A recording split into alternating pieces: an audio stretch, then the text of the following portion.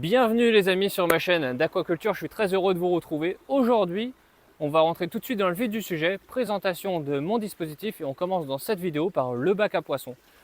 Alors les amis, j'espère qu'il y a assez de lumière, que vous voyez bien le bassin. Et voilà, on se retrouve au niveau du bassin à poissons. Donc là c'est quoi? C'est un cube de 1000 litres qu'on a récupéré pour pouvoir en faire un bassin d'aquaculture. Donc regardez bien, on peut voir les tilapias. Donc j'ai des petits et des gros, un peu de tout. Donc il faut savoir qu'il y a un petit peu de cannibalisme, donc là j'en ai perdu quelques-uns ces derniers temps. Mais voilà mon dispositif. Il y a la pompe qui renvoie de l'eau dans le tuyau noir ici. On a un bon petit débit. Il faut vraiment avoir un débit nécessaire pour que l'eau soit toujours claire. On voit beaucoup de systèmes d'aquaculture où l'eau n'est pas claire. Et très souvent c'est dû au manque de débit. Donc là on a un débit qui est vraiment parfait, fait pour, avec une filtration ici. Enfin, une aspiration pour envoyer dans la filtration, pardon, ici, qui va forcément chercher au fond, parce que le but bien sûr c'est de puiser au fond pour éliminer tous les excréments et toutes les petites choses qui pourraient être pas bonnes pour mon bac à poissons. Donc voilà, avec mon petit distributeur de nourriture, ça c'est perso, c'est parce que vraiment je veux que le système soit le plus autonome possible. Donc nous on est sur un système là où on a vraiment 100% récupération, parce qu'il faut savoir que tout ce que vous voyez ici c'est de la récup. Hormis le distributeur de nourriture et les tubes en PVC, le bac de 1000 litres, c'est de la récupération et tout le reste du système, c'est de la récupération. Dans cette vidéo, on va se contenter vraiment du bac à poissons. Ce qu'on peut rajouter aussi, c'est qu'au niveau du nourrissage, pour les poissons, on va leur donner de la nourriture faite pour, qu'on trouve souvent dans les parcs aquacoles. Nous, c'est comme ça qu'on fait.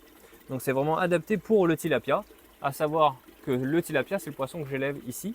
On est en zone tropicale, donc c'est parfait d'élever ce poisson pour plusieurs raisons. La première, c'est qu'il est très solide, très simple à faire en aquaculture, vraiment à la portée de tous. On est nombreux à vouloir faire des choses parfois un peu trop grandes, alors il faut commencer par la simplicité. Donc moi, je recommande souvent le tilapia, très facile. La deuxième, c'est qu'on est dans une zone chaude, tropicale, donc c'est très adapté, tout simplement. Pour ceux qui sont en métropole, malheureusement, il me semble que c'est totalement interdit d'en avoir.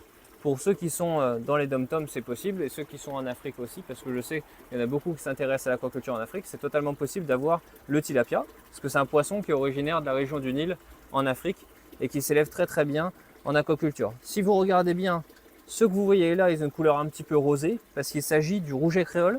Donc le rouget créole, c'est un poisson qu'ils ont développé en faisant de la sélection au niveau de la reproduction, pour avoir un poisson qui va grossir un petit peu plus, légèrement plus gros, un peu plus trapu, et surtout avoir une couleur rosée, parce que c'est un poisson du coup qui a une couleur qui plaît plus sur le marché guadeloupéen notamment, où ils aiment bien les poissons de mer qui sont roses, et du coup ils ont voulu faire des poissons un peu roses pour ressembler aux poissons de mer.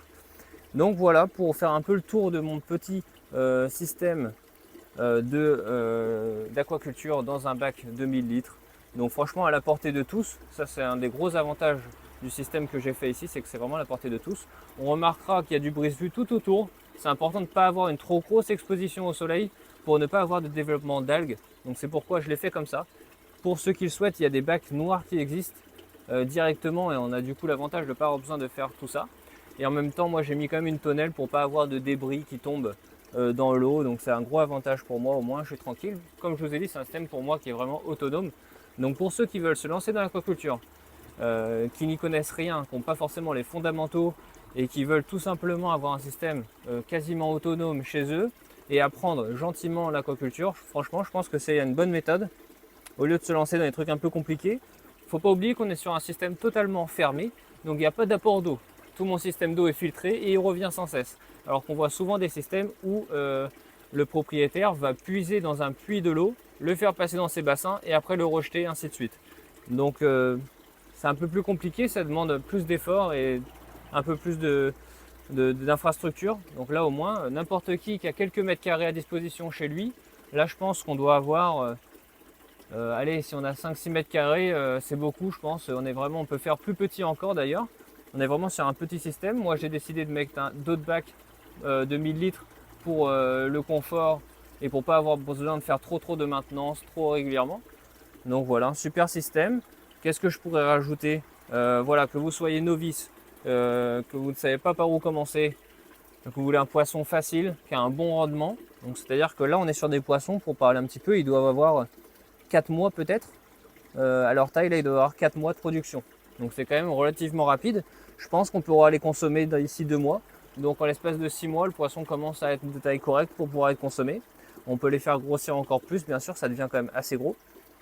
Et voilà, donc là on est assez satisfait. On a eu pas mal de difficultés quand même à mettre ça en place, notamment au niveau de l'oxygénateur. Là on a réduit le débit pour que vous puissiez bien voir les poissons, mais c'est important d'avoir beaucoup d'oxygène. Donc pensez à prendre un bulleur adapté, il y a des débits à respecter, ça c'est très très important. Et surtout, voilà, prenez du plaisir. Et si vous vous lancez là-dedans, on est sur des êtres vivants, donc vraiment respectez-les quotidiennement ou très régulièrement. Allez inspecter, regarder que tout va bien, les niveaux d'eau soient bien, etc. C'est vraiment une responsabilité, donc j'insiste là-dessus. Voilà les amis, j'espère que cette première vidéo YouTube vous aura plu et vous aura mis l'eau à la bouche pour en savoir plus sur mon système.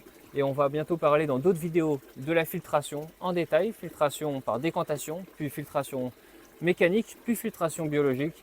Et ensuite on parlera un petit peu des pompes et de tous les accessoires. Et à ce moment-là, si vraiment ça vous plaît, eh ben, on fera un système complet avec vous pour vous montrer comment on fait notre système et on le fera de A à Z avec vous. Donc voilà, pour ceux que ça intéresse, abonnez-vous, partagez et likez, n'hésitez pas et à très bientôt.